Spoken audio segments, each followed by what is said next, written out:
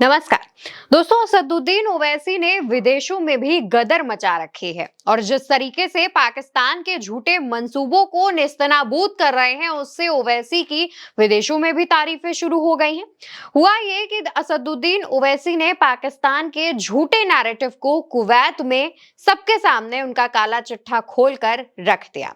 हुआ यूं था कि पाकिस्तान के जो सेना प्रमुख हैं आसिम मुनीर, उन्होंने पाकिस्तान के प्रधानमंत्री शहबाज शरीफ को एक तस्वीर तोहफे में भेंट की थी। ये तस्वीर आप देखिए, इस तस्वीर में आपको दिख रहा होगा कि मिसाइलें जो है वो फायर की जा रही हैं। इस तस्वीर को देते हुए पाकिस्तान के प्रधानमंत्री से कहा था कि ये हमारी भारत पर जीत की तस्वीर है। इस तस्वीर को लेकर के असदुद्दीन ओवैसी ने जो खुलासा किया है वो जानकर आप भी चौंक जाएंगे। ओवैसी अपने बयान में कहते हैं, पाकिस्तानी सेना प्रमुख ने पाकिस्तानी प्रधानमंत्री शहबाज शरीफ को एक फोटो भेंट की। ये बेवकूफ जोकर भारत से मुकाबला करना चाहते हैं। ये फोटो 2019 की चीनी सेना की मॉक ड्रिल की थी, जिस पर दावा कर रहे हैं कि ये भारत पर जीत है। बचपन में सुनते थे कि नकल के लिए अकल चाहिए, इनके पास अकल भी नहीं है। तो दोस्तों, ओवैसी अपनी प्रेस कॉन्फ्रेंस के दौरान या फिर जो वहां पर आयोजन किया गया था उसके दौरान बताते हैं कि ये जो तस्वीर दी जा रही है, ये 2019 में चाइना में हुई मॉक ड्रिल की तस्वीर है, जिसे भारत पर जीत की तस्वीर बता करके दुनिया के सामने पेश करने की कोशिश की जा रही है और एक फेक नैरेटिव गढ़ने की भी कोशिश की जा रही है।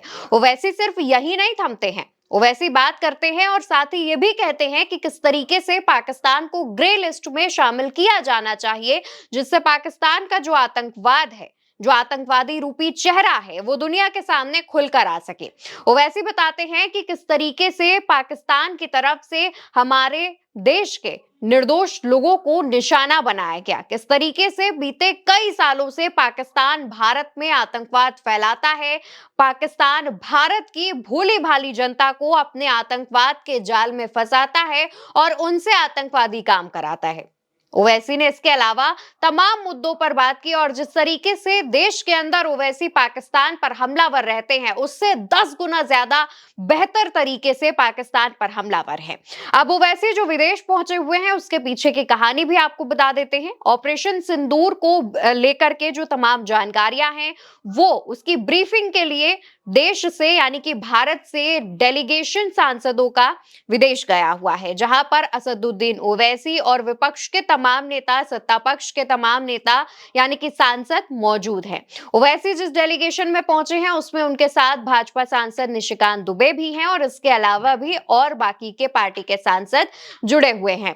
जब ओवैसी कुवैत पहुंचे तो वहां पर उन्होंने जब ऑपरेशन सिंदूर पर ब्रीफ करना शुरू किया वहां की जनता को, वहां पर रह रहे भारतीयों को, तो उन्होंने पाकिस्तान के झूठे नैरेटिव को एक एक करके उसके धागे खोलने शुरू किए और साफ साफ बता दिया कि किस तरीके से भारत से परेशान होकर पाकिस्तान जब भारत के खिलाफ कोई कुछ एक्शन नहीं ले पाता है, कुछ नहीं कर पाता है, तो पाकिस्तान ऐसे झूठे नैरेटिव फैलाने की कोशिश करता है जिससे दुनिया में भारत की एक गलत इमेज पेश की जा सके। लेकिन पाकिस्तान कभी भी इनमें सफल नहीं होगा, क्योंकि पाकिस्तान के पास कुछ भी शो करने के लिए है नहीं। हालांकि दोस्तों, इसके अलावा जब तस्वीर पर ओवैसी बात कर रहे थे तो ओवैसी ये भी कहते हैं कि एआई का जमाना है, लेकिन उसके बावजूद साल 2019 की चाइना की इमेज उठा करके उसे भारत के खिलाफ जीत की इमेज बताई जा रही है, जबकि ऐसा कुछ है ही नहीं। और वो पाकिस्तान को चैलेंज देते हुए ये भी कहते हैं कि भारत के खिलाफ पाकिस्तान कभी जीत नहीं पाएगा।